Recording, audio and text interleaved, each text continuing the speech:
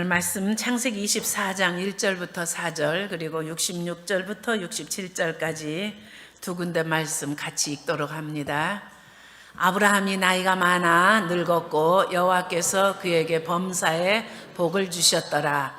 아브라함이 자기 집 모든 소유를 맡은 늙은 종에게 이르되 청하건대 내 허벅지 밑에 내 손을 넣으라. 내가 너에게 하늘의 하나님 땅의 하나님이신 여호와를 가리켜 맹세하게 하노니 너는 내가 거주하는 이 지방 가나안 족속의 딸 중에서 내 아들을 위하여 아내를 택하지 말고 내 고향 내 족속에게로 가서 내 아들 이삭을 위하여 아내를 택하라. 종이 그 행한 일을 다 이삭에게 아뢰매 이삭이 리브가를 인도하여 그의 어머니 사라의 장막으로 드리고 그를 맞이하여 아내로 삼고 사랑하였으니 이삭이 그의 어머니를 장례한 후에 위로를 얻었더라. 예. 아멘. 제가 우리 교회에 처음 나와서 새 가족이 된 그런 가정을 방문하면 이런 질문을 처음에 많이 합니다. 두 분이 어디서 만났느냐고, 어떻게 결혼하게 되었느냐고, 예배 드리기 전에 그런 이야기부터 먼저 나눕니다. 그러면 이제 어떻게 결혼하게 됐는지, 고향은 또 어딘지, 그건 자주는 안 묻지만 가끔 물으면 저 경상도 끝과 저 서울에 있는 사람이 만나서 결혼했다 그러면 아니 그렇게 지역이 먼데 어떻게 만났느냐 그러면 학교에서 만났다 또는 뭐 직장에서 만났다 뭐 등등 여러 가지 얘기를 듣습니다. 결혼하기까지 그 스토리를 들으면 금방 그 두 부부하고 친해지고 이 사람들이 이런 만남 속에서 이렇게 가정을 이뤘구나 그러면서 참 하나님이 이렇게 두 부부를 이렇게 만남을 예비해 놓으셨구나. 어쩌면 우연처럼 보이는 그런 만남이지만 이것이 결혼으로까지 이어지는 관계로 이렇게 하나님이 열매를 맺게 하셨구나 이제 그런 생각이 듭니다. 그러면서 제가 또 한 가지 더 묻습니다. 짓궂게 배우자의 어떤 점이 좋아서 결혼했냐고. 그랬더니 이제 많은 분들이 이런저런 얘기를 하는데 제가 통계를 가지고 있습니다. 어떤 점이 좋아서 결혼했느냐고 할 때 나한테 잘해줘서요 이렇게 결혼한 사람들은 실망을 많이 합니다. 그래서 나한테 잘해줘서 결혼했더니 막상 살아보니까 아닙니다. 그리고 아주 불평을 늘어놓습니다. 그런데 남편의 어떤 점이 좋아서 결혼했느냐 아내의 어떤 점이 좋아서 결혼했느냐 할 때 이 사람을 보니까 다른 사람들한테 대하는 애티튜드가 상당히 다른 사람을 리스펙트합니다. 다른 사람을 배려하는 걸 보았습니다. 그래서 이런 사람이면 내 배우자로 선택해도 좋을 것 같습니다. 그렇게 해서 선택했다는 사람 치고 불평을 별로 안 합니다. 역시 남한테 잘하는 걸 보니까 집에서도 잘한다 그래요. 통계가 맞는지 모르겠습니다. 제 사례를 보면 사람들이 저한테 묻습니다. 윤 목사님이 잘생겨서 결혼했느냐고. 지금은 늙었지만 젊어서는 꽤 한 인물 했습니다. 그런데 잘생긴 걸로 따지면 저도 그렇게 크게 기는 안 죽었습니다. 젊었을 때는.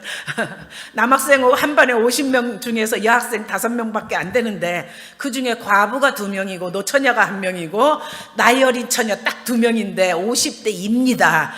그래서 뭐 그런 거 가지고 한 게 아니라 제가 남편하고 결혼하기로 결심을 한 것은 이 사람 참 사람이 괜찮네.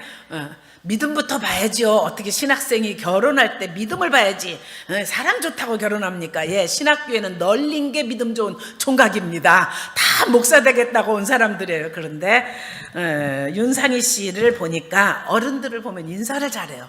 어른들한테만 인사를 잘하는 것이 아니라 에브리바디한테 다 자기가 항상 먼저 인사를 하고 예의 바르더라고요. 그런데 제가 처음 결혼할 때 그런 점이 좋아서 결혼했는데 몇 년 살았나? 꽤 오래 살았어요. 이제 몇 년 더 살으면 50년인데 살아보니까 그 부분에 대해서는 다른 사람을 존중하거나 예의 바르게 아내를 대한다거나 그런 부분에 대해서는 지금까지 이렇게 실망을 안 시켰어요. 자, 제가 왜 오늘 이런 이야기를 하느냐면 여러분 창세기를 우리가 이제 보면서 창세기 처음 시작은 하나님께서 천지를 창조하신 다음에 그 다음에 뭐를 하셨지요? 아담을 만들어 놓으시고 그때까지는 하나님이 보시기에 좋았더랍니다. 모든 것이 다 하나님이 보시기에 좋았어요. 그런데 아담을 딱 만들어 놓으신 다음에 하나님이 보시기에 안 좋았다 그래요. 아담이 혼자 있는 것이 안 좋았다. 그래서 하와를 이제 만들어 주셨습니다. 그래서 창세기의 천지창조 그 장면 중에서 제일 최고의 피크가 뭐냐면 아담이 하와를 만나서 결혼하는 장면이에요. 내 사랑을 하면 시인이 된다고 그러지요. 그때 이제 아담이 인류 최초로 쓴 시가 이제 좀 있다가 나옵니다. 자, 그런데 그 다음에 이제 쭉 나오다가 창세기 24장에 오면 리브가와 이삭의 결혼 스토리, 제가 원래는 이삭의 결혼 이야기 이렇게 했다가 혼날 것 같아서 바꿨습니다. 지난주에 우리가 임직식 했잖아요. 그래서 우리 장로님들 다 나오셔서 이제 안수했는데 어떤 여자 청년이 그런 질문을 저한테 했어요. 왜 권사님들을 임직하는데 권사님들은 나와서 안수기도를 안 시키고 장로님들만 시키세요? 그래서 내가 깜짝 놀라서 그럴 수 있겠네. 그러네. 다음에는 그럼 우리 바꿔야겠다. 저희 교회가 원래 장로님들은 40세 이상입니다. 그리고 대부분의 교회들이 45세 이상을 권사님으로 세웁니다. 그런데 저희 교회는 상당히 여권 신장이 된 교회잖아요. 여자 목사도 세우고. 그래서 어느 날 이제 장로님들하고 저하고 이렇게 우리 교회 법을 뭐라 그래요, 장로님? 교회 교칙이라고 그래요? 뭐라고 그래요? 하여간 교회 그런 거 있어요.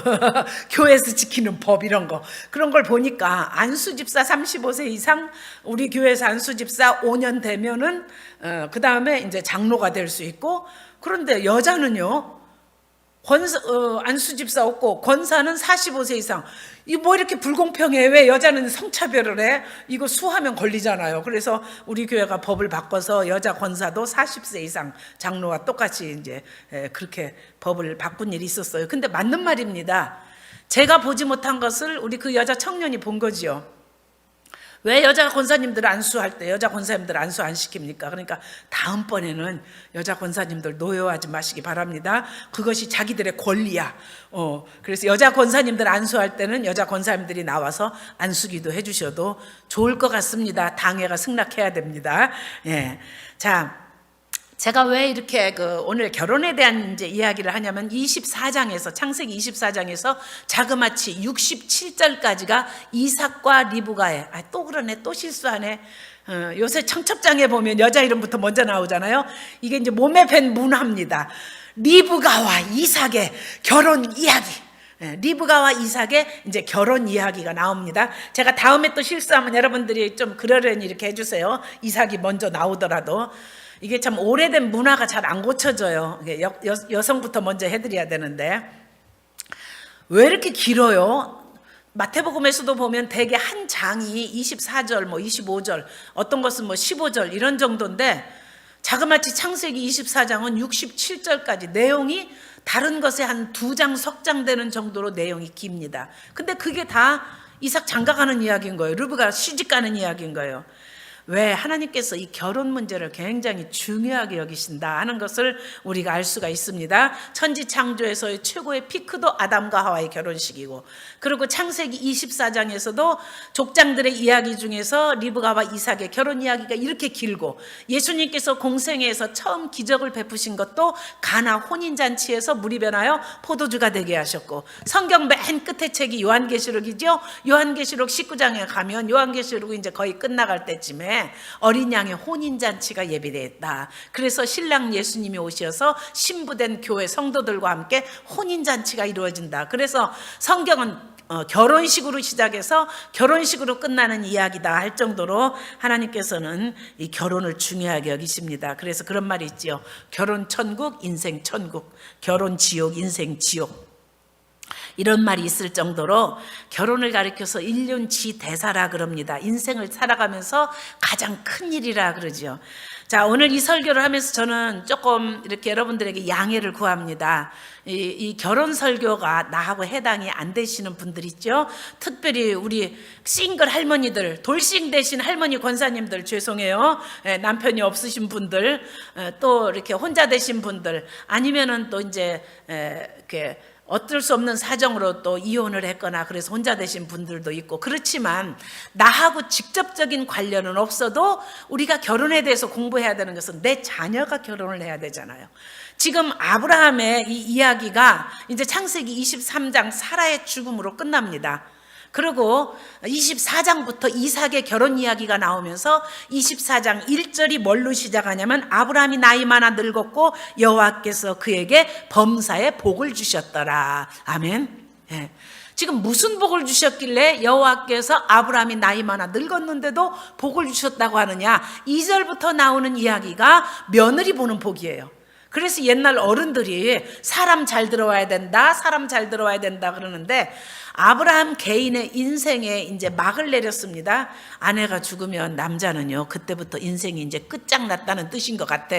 창세기 23장에 사라에 죽고 사라 매장하고 그걸로 이제 아브라함의 이야기는 더 이상 나오지 않아요.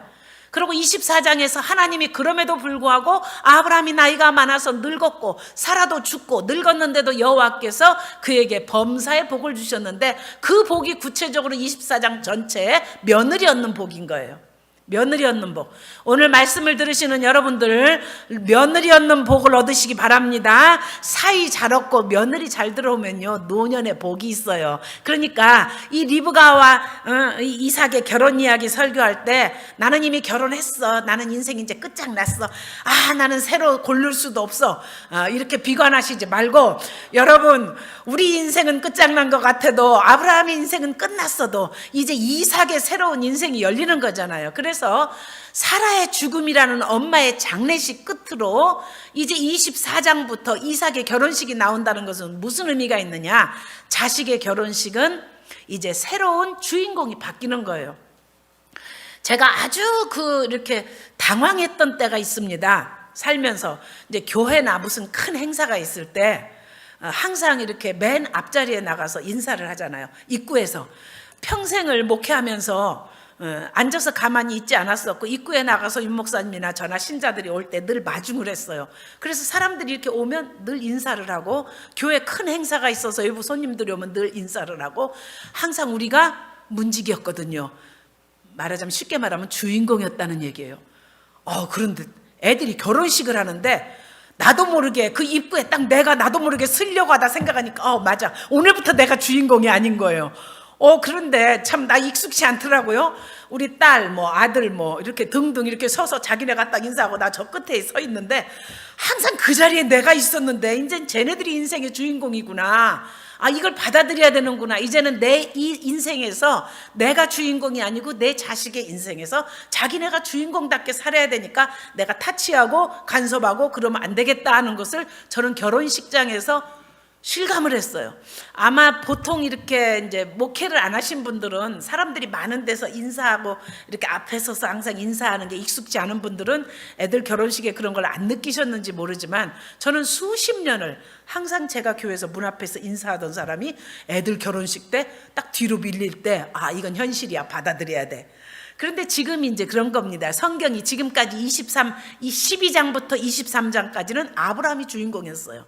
그런데 24장부터 이삭의 결혼부터는 지금 드디어 이삭이 주인공이 되는 인생을 살아야 되는 거예요. 나이 드신 엄마들, 아버지들, 이제 애들이 결혼하면 애들이 주인공인 인생을 살도록 우리는 뒤에서 좀 빠져줘야 되는 것을 준비하시기 바랍니다. 저는 지난 주간에 화요일부터 금요일까지 이제 3박 4일 동안 저희 엄마하고 세 딸하고 시애틀에서 2시간 올라가는 캐나다 바로 국경 밑에 거기에서 이제 네 모녀 수련회를 했거든요. 수련회입니다. 그냥 이렇게 휴가라는 말은 저는 별로 좋아하지 않아요. 왜냐하면 믿음의 가정들은 모이면 그게 가족 수련회예요. 아침에 일어나서 예배 드립니다. 예배 2시간 드립니다. 보통 설교는 5분 합니다. 기도를 길게 합니다. 중보기도. 가족별로 돌아가면서 다 식구들, 손자들까지 다 중보기도 하니까. 그런데 제가 첫날 우리 엄마에게 이 말씀을 선물로 드렸어요. 24장 1절의 말씀이 아브라함이 나이 많아 늙었고 여호와께서 그에게 범사에 복을 주셨더라. 그리고 이제 저희 엄마의 이름을 넣었어요. 민병래 권사가 나이 많아 늙었고 여호와께서 민병래 권사에게 범사에 복을 주셨더라. 엄마가 너무 좋아하시는 거예요. 여러분들도 나이 드신 분들 여러분의 이름을 여기 한번 넣어보세요. 아무개가 나이 많아 늙었고 여호와께서 아무개에게 범사에 복을 주셨더라. 길민화가 나이가 많아 늙었고 여호와께서 길민화에게 범사에 복을 주셨더라. 할렐루야. 노년복이 진짜 복인 줄로 믿습니다. 젊어서 잘 나가는 거 다 소용없어. 노년복이 진짜 복인데, 노년복은요 어떤 복이 진짜 복이냐면 사람이 잘 들어와야 돼요. 며느리 잘 보는 복 있으시기 바랍니다. 사이 잘 보는 복 있으시기 바랍니다. 사이 땡큐. 나는 참 아들보다 사이가 더 고마워요. 아들은 뭐 지가 다 도와준 게 뭐 있어. 내가 맨날 저 도와주지. 사이는 20년이 넘게 우리 목회를 도와줘서 참 너무나 고마워요. 참 사람 잘 들어오는 게 교회도 복이고 가정도 복이고. 할렐루야. 제가 입으로만 이렇게 해요. 별로 막상 도와주는 건 없어요. 자, 오늘 이제 이 사건을 보면서 이삭과 리브가의 결혼의 끝 얘기부터 먼저 볼게요. 이제 우리가 1절은 아브라함이 나이 많아 늙었는데 여호와께서 그의 범사에 복을 주셨다. 그러면서 사람이 잘 들어오는 며느리를 잘 얻는 복을 주셨다. 그랬는데 67절은 마지막 절이거든요. 같이 읽어볼까요? 이삭이 리브가를 인도하여 그의 어머니 사라의 장막으로 드리고 그를 맞이하여 아내로 삼고 사랑하였으니 이삭이 그의 어머니를 장례한 후에 위로를 얻었더라. 사람들이 그런 말을 합니다. 결혼을 안 하자니 외롭고 결혼을 하자니 괴롭고. 그렇죠. 결혼하신 분들 참 사는 게 쉽지 않아요. 괴로울 때가 많아요.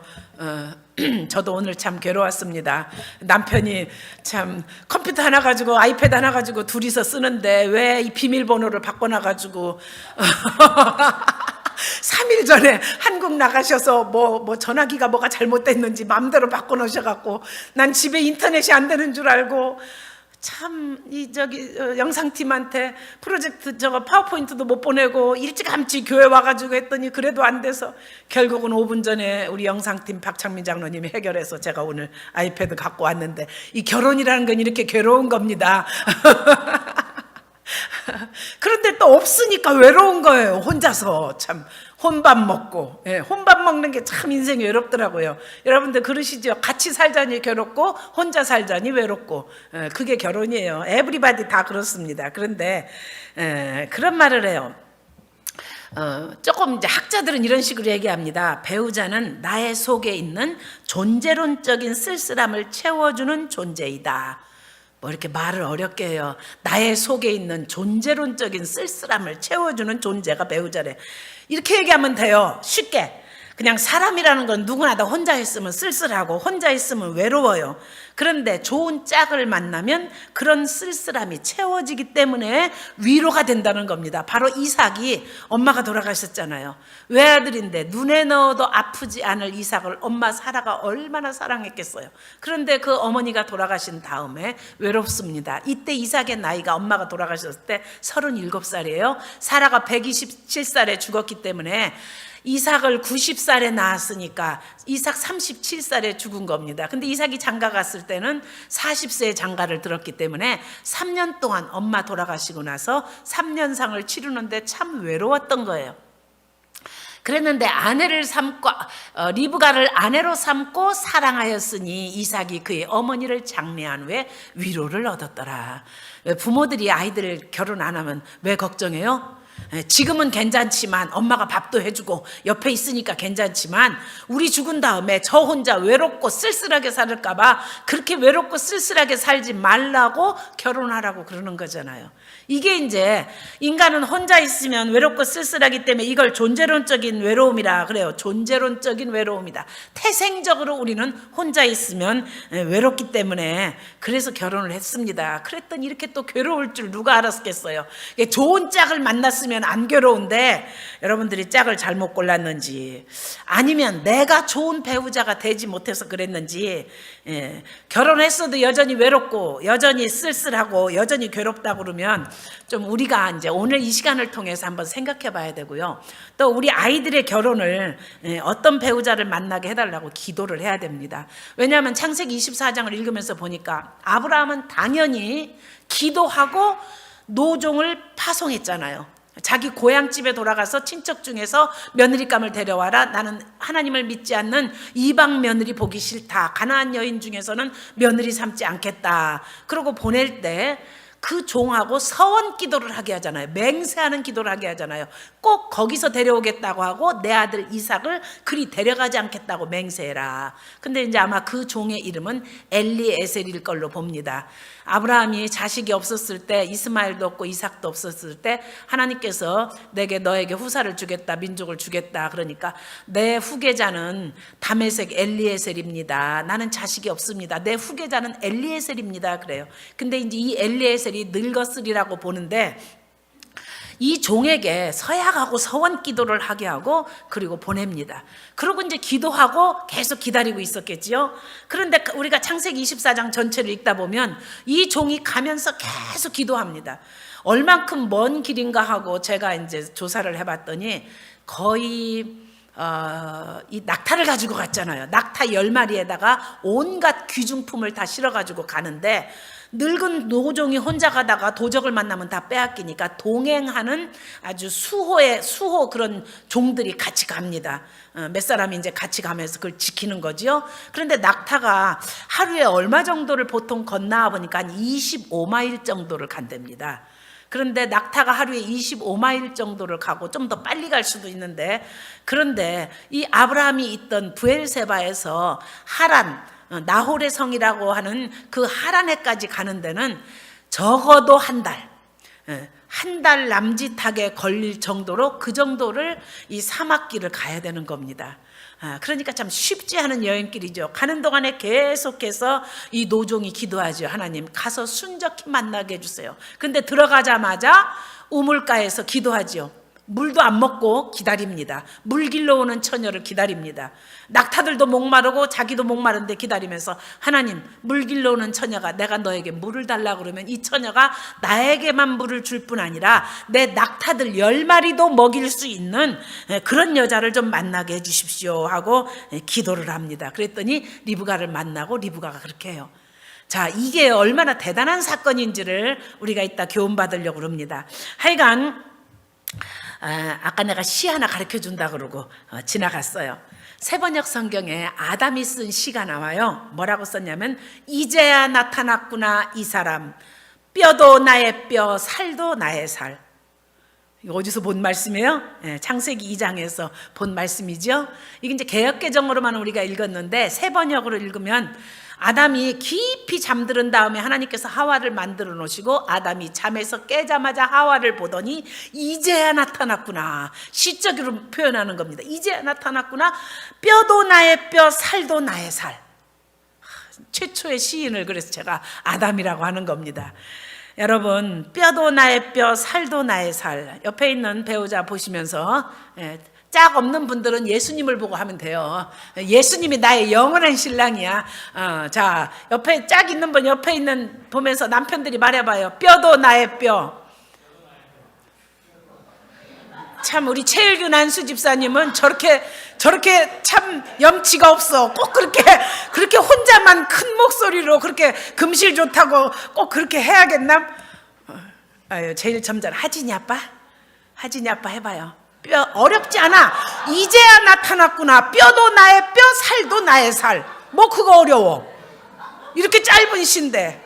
근데 충청도 양반 교육을 받아서 해봐요. 어디 크게. 이제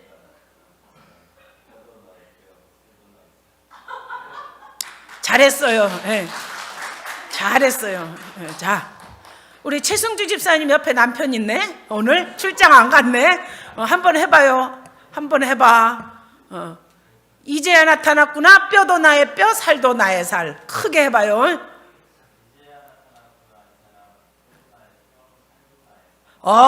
잘했어요.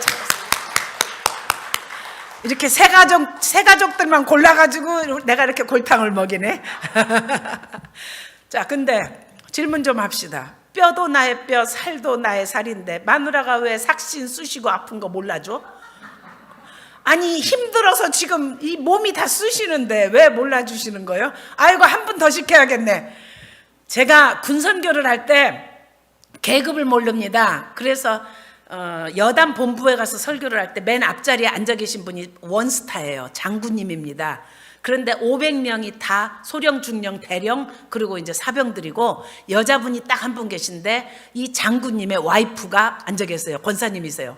그런데 계급을 모르면 무식해요. 용감해요. 제가 이런 걸 시킵니다. 저기 장로님, 그래요. 장군님이라고도 안 부르고 장로님 일어나세요. 권사님 일어나세요.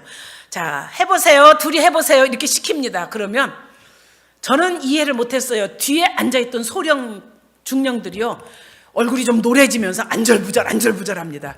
자, 우리 교회에 소령으로 전역하신 군인이 한 분 계신데 우리 김정삼 영원한 군인 오빠가 계십니다. 그런데 이런 거 시키면, 내가 원스타도 시켰는데 이런 거 시키면 하실 수 있을란가 모르겠네. 아담이 한 것 좀 한번 해보실래요? 못해요. 아니, 원스타도 했는데 뭐 겨우 소령이 뭐 뭘 못한다 그래. 자, 그러면 내가 할 테니까 따라서 해보세요. 이제야 나타났구나. 이 사람 뼈도 나의 뼈, 살도 나의 살. 할렐루야, 박수. 정말 잘하셨어요. 잘하셨는데 집에 가셔서 여러분들 말씀하신 대로 뼈도 나의 뼈, 살도 나의 살이라고 해놓고 와이프 힘들 때 안 도와주면 그거 거짓말입니다. 뼈도 나의 뼈, 살도 나의 살. 자, 지금 아브라함의 종이 참 지혜로운 사람이에요. 결혼해서 배우자를 고를 때, 좋은 배우자를 고를 때 어떤 것이 제일 중요한 조건인지를 아는 겁니다. 그래서 내가 목마르다고 하는데 나한테만 물을 주는 것이 아니라 낙타 10마리도 먹일 수 있는 이런 처녀면은 하나님이 예비해 놓으신 배풀로 생각하겠습니다. 그래요. 창세기 24장 17절부터 21절까지 나오는데요. 제가 빨리 읽을게요. 종이 마주 달려가서 이르되 청하건대 내 물동이의 물을 내게 조금 마시게 하라. 그가 이르되 내 주여 마시소서 하며 급히 그 물동이를 손에 내려 마시게 하고 마시게 하기를 다하고 이르되 당신의 낙타를 위하여서도 물을 길어 그것들도 배불리 마시게 하리이다 하고, 그 다음에 이제 20절, 급히 물동이의 물을 구유에 붓고 다시 기르려고 우물로 달려가서 모든 낙타를 위하여 깃는지라. 그 사람이 그를 묵묵히 주목하여며 여호와께서 과연 평탄한 길을 주신 여부를 알고자 하더니, 지금 물 깃는 모습이 나오는데 옆에 우물이 있는데 거기서 길러서 여기서 퍼서 이렇게 준 게 아니지요. 예. 물동이의 물을 구유에다 붓고 다시 기르려고 우물로 달려가서, 그러니까 우물이 이렇게 올라가든지 내려가든지 우물이 좀 떨어져 있는 겁니다. 낙타들이 있는 곳과는. 그런데 달려가서 다시 물동이의 물을 퍼다가 계속해서 구유에다 붓는데, 여러분, 낙타가 얼만큼의 물을 먹는가 내가 궁금해서요, 이것도 또 찾아봤어. 요새 구글이 다 가르쳐줘요. 뭐 어려운 뭐 이런 책도 필요 없어. 낙타는 10분 안에 100리터, 즉 30갤론의 물을 10분 안에 먹는답니다. 10분 안에 30갤론. 여러분, 우리 우유 한 통 사면 원갤론이잖아요. 원갤론짜리 그런 거 30개를 10분 동안에 벌컥벌컥 다 먹는다는 거예요. 그런데 지금 10마리입니다. 적어도 리브가가 이 10마리의 낙타들을 물을 먹이기 위해서는 달려가고 달려오고 얼마나 땀을 흘리면서 비지땀을 흘려가면서 일을 하는데, 지금 노종은 어떻게 하고 있어요? 21절에 묵묵히 주목하며 가만히 앉아서 지금 쳐다보고 있는 겁니다. 여호와께서 과연 평탄한 길을 주신 여부를 알고자 하더니. 저 처녀가 참 배려심이 있네. 목마른 사람, 그 먼 길을 왔으니 먼지를 뒤집어 쓰고 먼 길을 왔으니 얼마나 이 사람들이 지치고 피곤할까. 도와주지 않아도 불평 안 하는 겁니다. 그리고 먹을 물을 다 사람들에게 주고, 그리고 사람만 배려하는 것이 아니라 낙타들도 얼마나 피곤할까. 거의 한 달을 이렇게 와야 되는 그 먼 길입니다. 이 여행자들이 얼마나 피곤할까 해서 땀을 있는 대로 흘리면서 물을 길러다 주는 겁니다. 그래서 좋은 배우자감의 중요한 덕목 가운데 첫 번째가, 저는 상대방의 입장을 배려해 줄 아는 마음을 가진 사람이 좋은 배우자다. 바로 아브라함의 종은 그걸 알았기 때문에 기도하는 겁니다. 하나님, 우리 주인 아브라함의 아들 이삭에게 상대방의 입장에서 배려해 주면서 다른 사람을 섬기고 그리고 헌신할 줄 아는 그런 여자가 들어와야 우리 주인의 노년이 행복하겠으니 하나님 그런 배우자를 허락해 주십시오 하고 기도한 것이 바로 이렇게 테스트를 한 겁니다. 바로 리브가가 거기에서 합격한 거지요. 자, 오늘 이제 말씀을 쭉 보면서 두 번째로는 이제 스토리가 이제 또 나옵니다. 그래서 이제 네가 네 집 자손이냐? 그러니까 얘기를 들어보니까 아브라함의 형제의 손녀인 겁니다. 아, 집안 식구구나. 그리고 이제 그 집에 가서 자초지종을 얘기하고 하니까 이제 며느리로 딸을 주기로 결정을 했어요. 그래서 온갖 귀한 보물들 싣고 간 것 다 주고 이제 그리고는 이제 그 다음날 아침에 일어났는데 이 종이 지금 떠나겠다는 겁니다. 리브가를 데리고 지금 떠나겠다는 거예요. 그랬더니 깜짝 놀랐지요? 여러분, 어제 만나서 결혼 결정했는데 아무리 믿고 보낸다고 하지만 적어도 며칠은 유숙하면서 친구들하고 송별식도 하고 또 엄마 음식도 좀 더 먹고 신부를 새로 시집을 보내려면 옷도 좀 만들고 이렇게 해서 혼수도 만들고 해서 시집을 보내야 되는데 그 다음날 눈 뜨자마자 가겠다는 겁니다. 계속해서 말이 안 통하는 거예요. 내 주인 아브라함이 기다립니다. 내 주인 아브라함에게 돌아가야 됩니다. 하나님이 순적한 만남을 주셨으니 빨리 돌아가야 됩니다. 얼마나 충성됩니까? 그래서 아무리 말려도 이제 안 들으니까 그러면 당사자인 리브가에게 물어보자. 그랬더니 리브가가 뭐라고 대답해요? 창세기 24장 58절. 여기서 이제 리브가가 얼마나 훌륭한 배우자감인지가 나옵니다. 리브가를 불러 그에게 이르되 네가 이 사람과 함께 가려느냐? 그가 대답하되 가겠나이다. 그래요. 이 리브가의 성품이 배려와 섬김이 있을 뿐만 아니라 대단한 용기가 있는 여자잖아요. 여러분, 사랑은 모험입니다. 여기 결혼하신 분들, 여러분들 정말 큰 모험을 하셨어요. 이럴 줄 알았으면 안 했을 걸, 그지? 왜 모험을 했는지 몰라. 큰 모험을 한 겁니다. 그래서 결혼을 가장 큰 도박이라고 그러지요. 그래서 기도가 필요한 겁니다. 아브라함도 기도하고 아브라함의 종도 계속 오면서 기도하고 이제 리브가가 돌아갔을 때 보면 이삭이 기도하고 있어요. 이삭이 기도한 장면이 어디에 나오냐면 이제 창세기 24장 그 몇 절인가 이삭이 기도하는데요. 이삭이 기도하는 장면 63절에 나옵니다. 창세기 24장 63절. 이삭이 저물 때 들에 나가 묵상하다가 눈을 들어 보매 낙타들이 오는지라. 메디테이션이죠. 묵상 기도하는 겁니다. 그러니까 아브라함이 믿음의 사람이고 기도의 사람인데 아브라함의 영향을 받은 가장 가까운 엘리에셀이라고는 노종이나 또 아브라함의 아들 이삭이나 다 결혼 문제를 놓고 며느리를 고르는데 다 기도하고 있는 거예요. 할렐루야. 여러분, 지금부터 아들 딸들 위해서 좋은 사람 들어오기를 위해서 기도하시고 또 결혼 이미 하신 분들은 할 수 없고 결혼 정년기에 있는 자녀들을 둔 분들도 기도하시기 바랍니다. 할렐루야. 동건아, 너도 지금부터 기도해야 된다. 너는 맨날 내가 어떤 여자하고 결혼하고 싶으냐? 그러면 그랬지, 이쁜 여자라고. 아니다, 이쁜 꽃 사흘 못 간다. 동건아, 오늘 이 설교는 군대 갔다 온 동건이를 위해서 오늘 이 설교를 내가 꼭 준비한 것 같아. 첫째, 어떤 여자? 다른 사람을 배려하는 마음이 있는 그런 사람. 두 번째, 용감한 여자. 믿음의 용기가 있는 사람. 용감해도 그냥 용감하면 안 돼요. 믿음의 용기가 있는 사람. 근데 바로 리브가는 모험할 줄 아는 그런 믿음의 용기를 가진 사람이죠. 그래서 이제 신부를 데리고 이제 옵니다. 참, 여러분, 바다에 나갈 때는 한 번 기도하고 전쟁에 나갈 때는 2번 기도하고 결혼할 때는 3번 기도하라, 이런 말 여러분들 다 잘 알고 계시죠? 무슨 뜻입니까? 한마디로 인생에서 가장 위험한 모험이 결혼이라는 거지요. 그런데 여러분들은 그 모험을 용감하게도 하셨습니다. 가장 큰 모험을 했는데, 여러분, 그런 면에서 여러분들이 바로 오늘까지 그런 모험을 함께 해온 부부들인 것을 축하합니다. 자, 가끔 어리석은 결혼 기도를 하는 사람들이 있는데, 동건아, 내가 너한테 다시 가르쳐줄게, 이렇게 기도하면 절대 안 된다. 10가지 딱 조항을 놓고, 외모는 이렇게 해야 되고요. 외모는 탤런트 아는 사람이 없네. 아이고, 우리 교회 이미숙 권사님 정도는 돼야 돼, 외모는. 또 늦게 온 분들은 이미숙 권사님이 누군지도 모르지.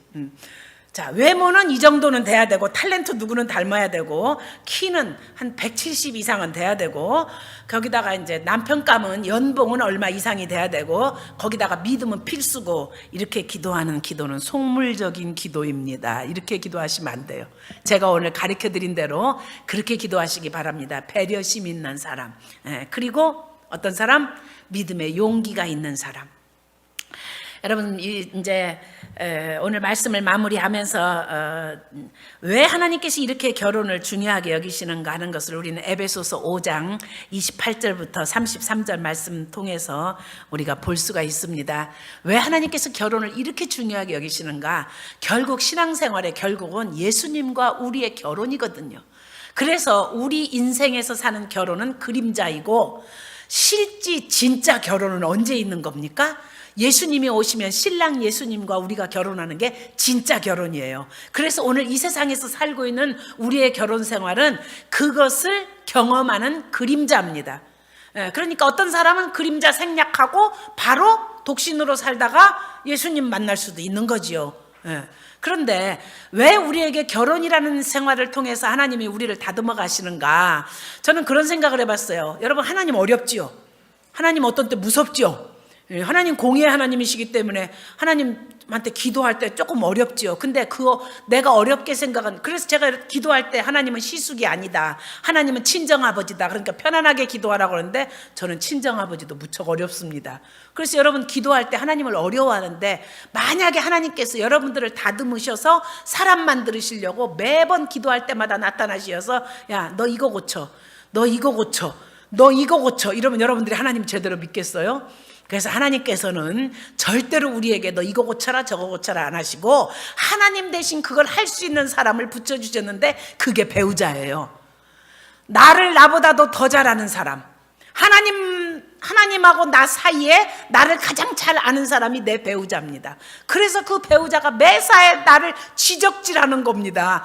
나를 고치라고 하는 겁니다. 그런데 그것이 참 듣기가 싫어요. 근데 진정한 용기 있는 사람은 어떤 사람이 용기 있는 사람이냐? 자기의 잘못을 지적해 줄 때 그것을 고칠 줄 아는 사람이 용기 있는 사람이에요. 아이고, 빨리 끝내야겠는데 하여간 일단 끝낼게요. 몇 마디만 더 할게요. 여러분, 사람 인간관계에서 제일 사귀기 힘든 사람이 어떤 사람이에요? 자기는 배울 것이 아무것도 없고 가르칠 것만 있다고 생각하는 사람은 배우자 빵점입니다. 그래서 매사에 배우자를 가르치기만 해. 가르친다고 그래야지, 가르치기만 해. 그리고 자기는 배울 것이 없는 사람인 것처럼 행동을 해요. 친구도, 이런 친구는 정말 밥맛이에요. 목사도, 나 그렇게 안 되고 싶어서 요즘 기도 많이 해요. 목사도, 이런 목사는 정말 성도들한테 밥맛이에요. 여러분, 나도 배울 것이 있는 사람입니다. 그런데 자기는 아무것도 배울 것이 없는 사람인 것처럼 행동하고 매사에 남을 가르치려고만 하는 사람, 그런 사람의 말에는요 가시가 있고요, 그런 사람이 무슨 말하면 사람들을 다 얼어붙게 합니다. 근데 우리가 다 그러잖아요. 우리가 그런 사람들이잖아요. 그런데 특히 누구한테 그래요? 배우자한테 그러지요. 왜? 제일 편하니까, 제일 만만하니까.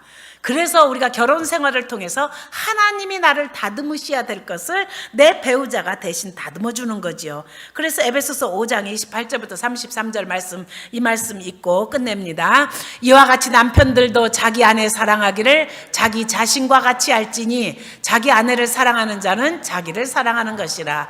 누구든지 언제나 자기 육체를 미워하지 않고 오직 양육하여 보호하기를 그리스도께서 교회에게 함과 같이 하나니 우리는 그 몸의 지체임이라.